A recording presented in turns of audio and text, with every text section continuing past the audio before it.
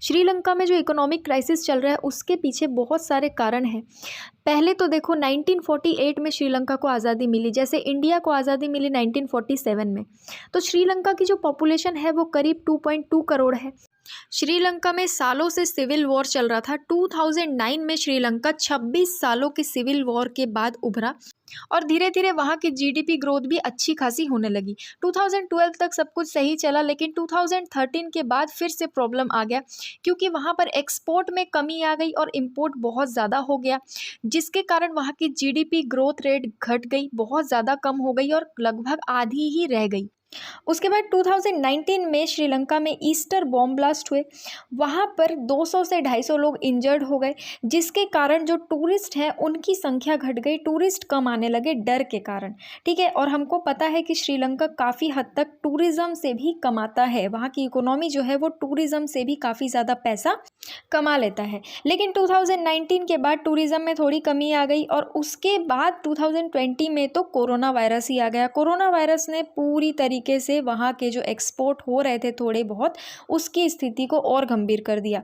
वहाँ रबड़, टी, मसाले, कपड़े, इनके एक्सपोर्ट्स को बहुत ज़्यादा नुकसान पहुँचा और आग में घी डालने का काम किया 2021 का वहाँ की सरकार का एक फ़ैसला, जिसमें उन्होंने अचानक से 100% बायोलॉजिकल खेती करने को बोल दिया। यानी कि टोटली ऑर्गेनिक फार्मिंग होगी, बायोलॉजिकल फार्मिंग होगी और रातों रात केमिकल फर्टिलाइज़र्स पर बैन लगा दिया। चलो बैन तो लगा दिया, लेकिन उनके पास इतना ज़्यादा प्रोडक्शन ही नहीं हो पाया जितना उनको चाहिए था और उन्होंने पूरी तरीके से बैन लगा दिया। केमिकल फर्टिलाइज़र्स तो अवेलेबल थे, बट ऑर्गेनिक और बायोलॉजिकल खेती के लिए जो फर्टिलाइज़र्स की ज़रूरत होती है वो अवेलेबल ही नहीं थे, उतना प्रोडक्शन ही नहीं था और इसी कारण से वहाँ के एग्रीकल्चर सेक्टर को भी बहुत ज़्यादा प्रॉब्लम झेलनी पड़ी। उसके बाद कुछ समय पहले वहाँ की सरकार ने टैक्स में भी कई सारी कटौती कर दी थी, जिस कारण से टैक्स भी नहीं मिल रहा था। अच्छा करने के चक्कर में, लोगों के लिए अच्छा करने के चक्कर में उन लोगों ने अपने पैर पर कुल्हाड़ी मार ली। उनके पास फॉरेन करेंसी भी नहीं बची। इन्फ्लेशन इतना हाई है कि 200 रुपये केजी राइस चल रहा है वहाँ पर, चावल 200 रुपये किलो है। मतलब गरीब इंसान और मिडिल क्लास को तो इतनी प्रॉब्लम हो रही है जिसको कुछ कह नहीं सकते।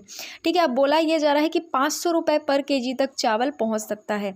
गेहूँ भी इतना महंगा हो गया है कि दुकानदार गेहूँ मंगवाना बंद कर दे रहे हैं, इस कारण से दुकानें तक वहाँ बंद हो जा रही है। $51 बिलियन का श्रीलंका पे कर्ज है, जिसमें से कहा जा रहा है $5 बिलियन तो डायरेक्टली चाइना ने दिया हुआ है। बाकी का जापान, इंडिया, IMF यहाँ से लोन वगैरह लेकर के मिला करके $51 बिलियन का कर्ज श्रीलंका पे है, जिसका ब्याज और किस्त चुकाने के लिए भी श्रीलंका के पास अभी पैसे नहीं हैं और चीज़ें इंपोर्ट करवाने के लिए फॉरेक्स रिजर्व भी नहीं बचा है। इसी कारण से खाने के सामान के लिए और फ्यूल के लिए भी बहुत ज़्यादा प्रॉब्लम झेलनी पड़ रही है। 13-13 घंटे की बिजली कटौती वहाँ पर देखी जा रही थी, क्योंकि वहाँ पर फ्यूल ही नहीं है बिजली बनाने के लिए, ना ही वो इंपोर्ट कर पा रहे हैं। रेमिटेंस में भी बहुत ज़्यादा कमी आ गई। रेमिटेंस वो होता है जब किसी देश के लोग दूसरे देश में जाकर काम करते हैं और वहाँ काम करके वो अपने देश पैसे भेजते हैं। मतलब श्रीलंका के लोग बाहर जाकर काम कर रहे हैं, वो लोग भी जो पैसे भेज रहे हैं उसमें भी कमी आई है, रेमिटेंस में भी कमी आई है। फॉरेन एक्सचेंज रिजर्व 2 साल में करीब 70% तक गिर चुका है, जिस कारण से इंपोर्ट में प्रॉब्लम आ रही है। तो खाने पीने की चीज़ें भी वहाँ पर नहीं है, काफ़ी सारी ऐसी चीज़ें हैं जो वहाँ पर नहीं है, मेडिसिन भी नहीं है। और इंडिया ने अभी अभी हेल्प भी की थी श्रीलंका को, हॉस्पिटल में मेडिसिन्स पहुंचाया था इंडिया ने। वैसे भी हेल्प के मामले में इंडिया हमेशा आगे रहता है। फरवरी में एक डेटा सामने आया था जिसमें ये पता चला था कि वहाँ पर फॉरेक्स रिज़र्व सिर्फ $2.1 बिलियन ही बचा है। मतलब फॉरेन करेंसी रिज़र्व जो होता है वो सिर्फ $2.1 बिलियन ही श्रीलंका के पास बचा है, जो कि कुछ भी नहीं है। जहाँ जिस देश के ऊपर $51 बिलियन का कर्ज है उसके पास सिर्फ $2 बिलियन ही बचा है, तो मतलब कुछ भी नहीं है। ऐसे उल्टे सीधे फैसले सरकार ने वहाँ पर किए, जिस कारण से ये चीज़ देखने को मिली और इसी कारण से वहाँ की सरकार के खिलाफ बहुत ही हाई लेवल पर प्रोटेस्ट चालू हो गया। इसी वजह से अभी अभी हमने देखा कि वहाँ के जो राष्ट्रपति हैं गोटाबाया राजपक्षे वो अपना रेसिडेंस छोड़कर भाग गए, आम जनता घर में घुस गई, हर जगह घूमने लगी। इतना हाई लेवल का प्रोटेस्ट था कि वहाँ के प्राइम मिनिस्टर का खुद का रेसिडेंस लोगों ने जला दिया। तो इन सारी चीज़ों का कोई एक रीज़न नहीं है, कई सारे रीज़न है। अगर पॉइंट वाइज हम देखें तो high inflation, tax cuts, sudden shift from chemical fertilisers to organic, expenditure is more than income, heavy shortage of foreign currency, ये सबसे इंपॉर्टेंट पॉइंट है, heavy shortage of foreign currency ही नहीं है तो मेन जो इंपॉर्टेंट चीज़ें हैं वो कैसे इंपोर्ट करवाएंगे।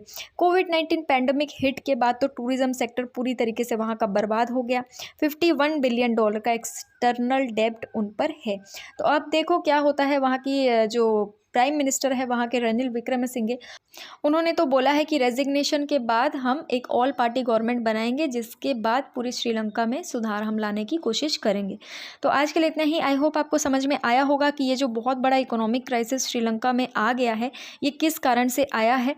हमारा पड़ोसी देश है श्रीलंका, इसीलिए हमसे जो मदद हो रही है हम तो कर ही रहे हैं। तो आज के लिए इतना ही। कोई भी अपडेट होगा तो हम उसको डिस्कस करेंगे। ज़्यादा से ज़्यादा करंट अफेयर अपडेट्स के लिए इस चैनल को सब्सक्राइब करें। Thank you.